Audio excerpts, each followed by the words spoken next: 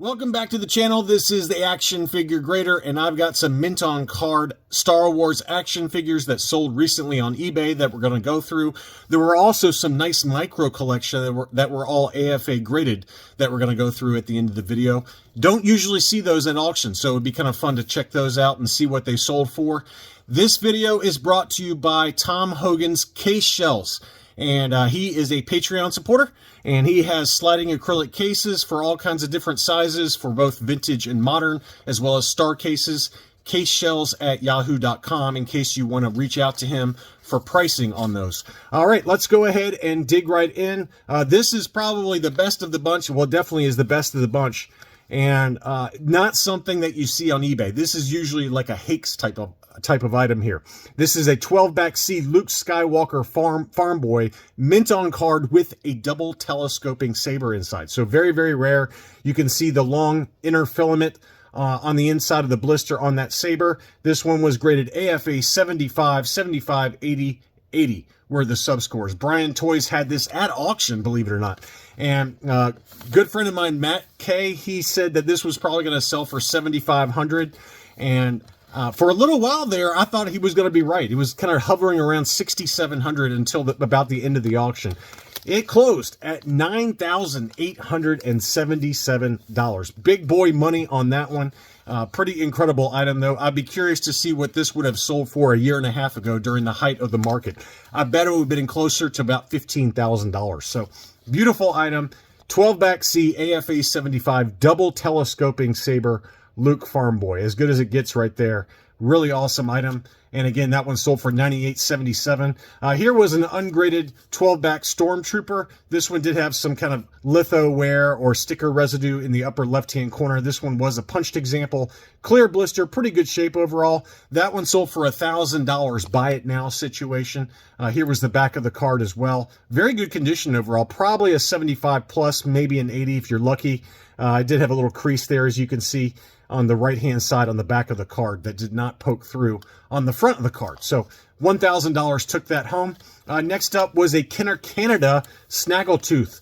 This one is a beauty, and you can see the back of the card there. It's got the French language. I know you guys are waiting for it. La guerre des étoiles.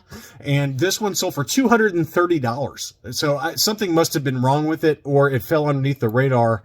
I didn't look too closely at the item description, but it looks really good. I think it's because it looks like it's got a crack. Yeah, that's what it is. There's on the stem there, you can see there's a little hairline crack, so that's what held the price back just a wee bit. You know, in an AFA graded, high grade AFA example, probably pushing $800 to $1,000 minimum. So I think because of that crack, it really held the price down. But still, this is the kind of thing that you would call or email Tom Hogan about and get yourself a nice sliding acrylic case. And this is a perfectly awesome display item for a vintage foreign card back. So Canada, Red Snags, $230. You can't beat that price. I mean, you're not going to find it for anywhere for that price. And I thought that was a really good deal despite the crack to the stem. Next up was a C7.5 condition die-cast TIE Fighter. This one sold in an auction, only one bid for €300, so about 314 US dollars. The euros really slid, by the way, versus the US dollar. It used to be about $1.10 per euro, but it looks like it's fallen off of that. But I wouldn't say this is 7.5. This is more like a C7 condition at best, but still pretty nice clear blister. Beautiful example, and that one again sold for 314 US dollars. I got a couple of different 32-back debut cards for Yoda that sold. Neither one of them were perfect, but they were pretty good. And clear blister, this one did have a ding in the upper right-hand corner. Punched example with a price sticker. That one sold in an auction for $471.85. And then here was another one that I would say is probably in about the same condition. It did have a little spider vein above the hang tab there. Another little ding in the upper right-hand corner of the blister, but also a clear blister. That one sold for $370. So this is kind of what I was preaching in past market updates, where don't overpay for the debut card for Yoda, because you can find it very readily available on eBay in auctions for quite a bit less. So, and get it graded yourself if you're into grading. So, $370 to $470 is about the going rate for a pretty good, I'd say 75 plus to 80 grade condition Yoda that's punched.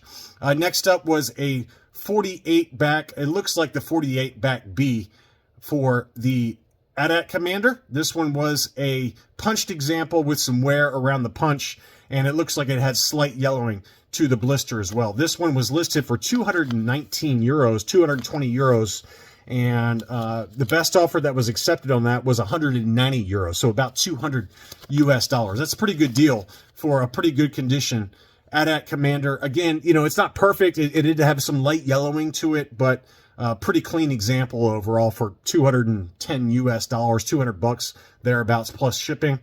Next up, I've got a 48 back Offerless Snaggletooth. This one did have some litho wear and a litho tear in the upper left-hand corner. Also a big ding on the blister. This seller had a number of examples that were all, I think, clear blister, but they were not perfect. They all had some condition issues. But this 48 back Offerless Snags, I guess this is a 48 back A. It did have a pretty big ding on the blister, but it was clear blister, presents pretty nicely. This is, again, another one you probably don't need to grade, just a good display piece. That one sold for $357.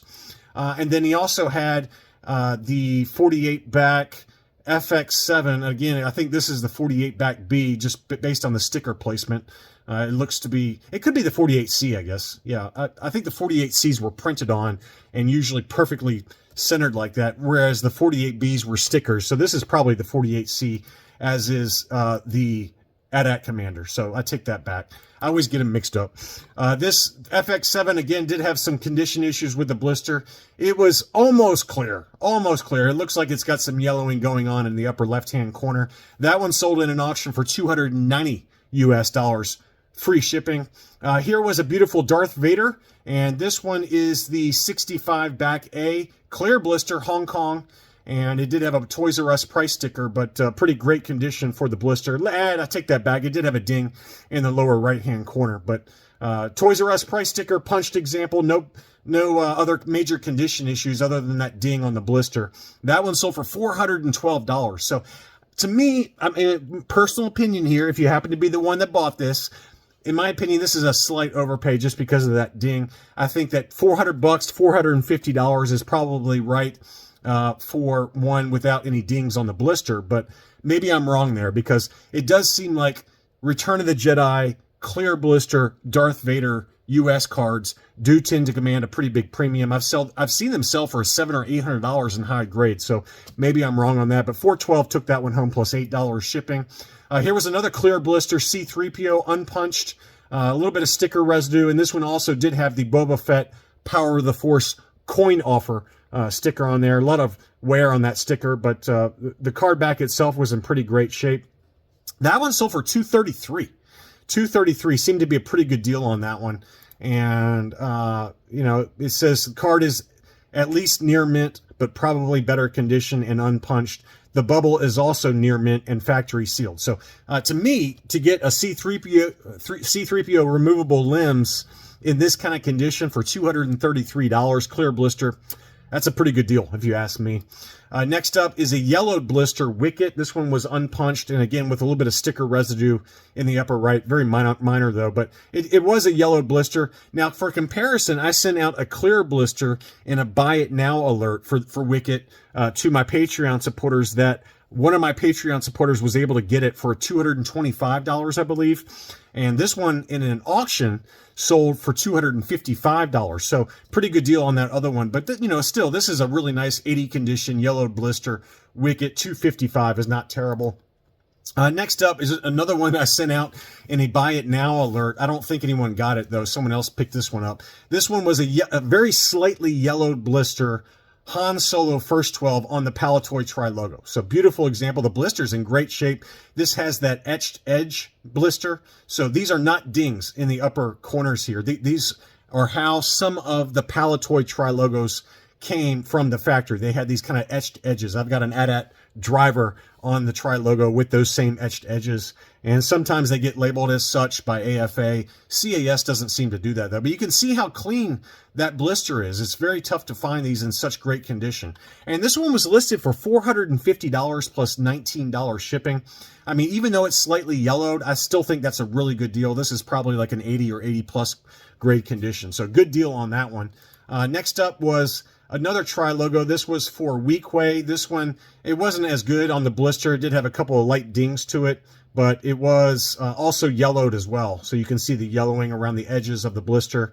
Very light edge wear, probably 75 grade condition. That one sold for 145 pounds, which is 176 euros. Really good deal on that one. Next up was an 8D8. This was over here in the US. The blister was even worse condition than the Weequay or the Han Solo. You can see a pretty pronounced dings on the top. But I wanted to show it since I was showing off a few Tri Logos. But this one doesn't seem to come up that much. Maybe it's just me. I feel like in good condition, it's hard to find the 8D8. This is probably at best a 70 or 75 grade. A little bit of litho wear in the upper right-hand corner of the card back from where the price sticker was removed. Probably a KB Toys price sticker, given that this one is in the US. This one sold for $190 plus $10 shipping. So pretty decent deal on that one. This is the coup de grace, the creme de la creme, and my friend and Patreon supporter Norbert S. made a bid on this one, but he lost last second. This is the MEO Macano Tri Logo Boosh. And you can see it's the MEO Macano because it does have a smaller blister with a small kind of indentation for the helmet. I've got a Tri Logo Boosh, but mine is just the straight paletoy version with one big, large blister. But this is a much, much more rare version that has the outline for Boosh's staff as well as the helmet. So this is made by the French Macano factory, and what a stunner. I mean, I didn't even see it. Norbert told me about it afterwards. He bid on it and lost last second. I wouldn't have bid on it because I just don't have any money right now, but that one was an absolute stunner.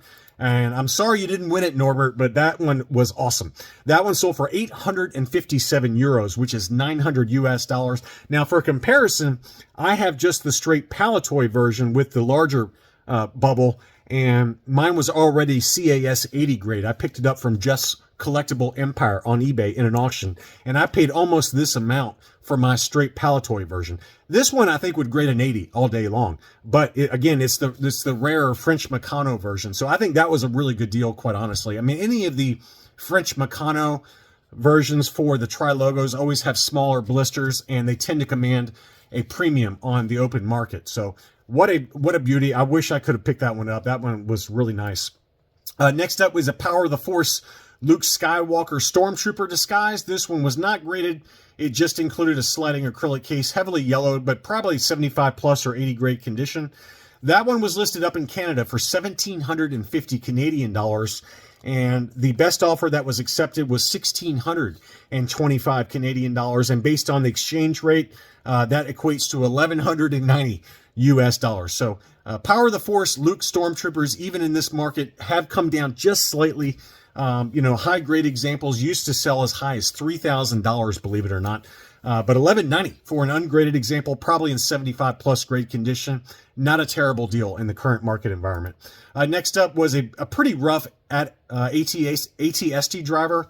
The card back was pretty rough, but I wanted to show it because, again, it had a clear blister, even though the blister was pretty mangled. I don't know what it is about the ATST Driver on the Power of the Force card back. It never yellows. Almost every single example that I see has a non-yellowed blister. But again, this is another good example of one you could just put in a sliding acrylic case and call it a day. Heavy wear to it. This is probably like a 60 grade, but I wanted to show it just because it's funny to me. This one never ever yellows, even when they get pretty mangled like this. This one sold for 95 bucks, so pretty good deal on that. You know, it's very fair given that it's a mint on card, vintage card back for 95 bucks. You can't beat that. Next up was a Kia Mall on the Droids card back. This was the US Droids version, unpunched example, and this one was graded AFA 80. Yellow blister 80, 85, 80 were the sub-scores. This was sold by CIB, which is affiliated with AFA. Beautiful example. It sold in an auction last night for $232. Really good deal on that one if you can live with the heavy yellowing. And then I wanted to show Jeff's Collectible Empire. Speaking of Jeff, I've bought from him in the past. He's a pretty well-known collector, and he had several micro collection that were graded and sold at auction last night. The first one is the Besin Freeze Chamber. This one was graded AFA 80, and this was mint and sealed box. Beautiful example. I love the box art on that. It just looks amazing. That one sold for $383 plus $15 shipping. That was a good deal. I would have pointed this one out in a what to buy video if I had seen it, but I did not see it until after it closed. But that was a really nice looking item for that price. Next up is the very tough to find Micro Collection X-Wing. This one was graded AFA 80 plus, and I thought this was a fantastic deal.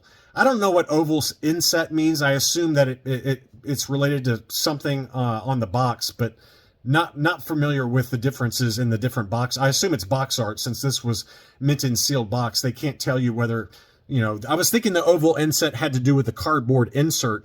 Might be a kind of a variation, but I don't see how they could know that without opening it. And given this is mint and sealed box, no idea what oval inset means on the AFA label. But AFA 80 plus, and I'm shocked by this sales price. This was a great deal. $363. This one, the TIE Fighter and the Millennium Falcon for the Micro Collection, very tough to find and high grade. And I thought that was a very good deal. Next up, he also had a qualified 80 oval inset X-Wing fighter for the Micro Collection. So this is a unused contents version that has been opened. But you can see there it's got the blue label instead of the red label, which denotes mint and sealed box. So this was a qualified 80. That one sold for $189 plus $15 shipping. So you can see the big price difference to go from a sealed example for $363 versus a qualified example, same grade, that sold for, you know, roughly half that price. So that's a really good deal there. And then finally is the Hoth Ion Cannon. I had this set as a child. Oh man, I love this set so much. I played with it so much. I still remember that weird clicking noise that the Ion Cannon made when you kind of swiveled it around. I love this set. This one sold for $401.95. It was an AFA 75 example, mint and sealed box. So all of those prices to me were really, really fair and you know, very reasonable, just given how tough these are to find at auction. I very rarely see these at auction or AFA graded. So good deals all around. I hope that you found something that you were able to add to your collection this past weekend. Thanks as always for watching, and I'll be back soon.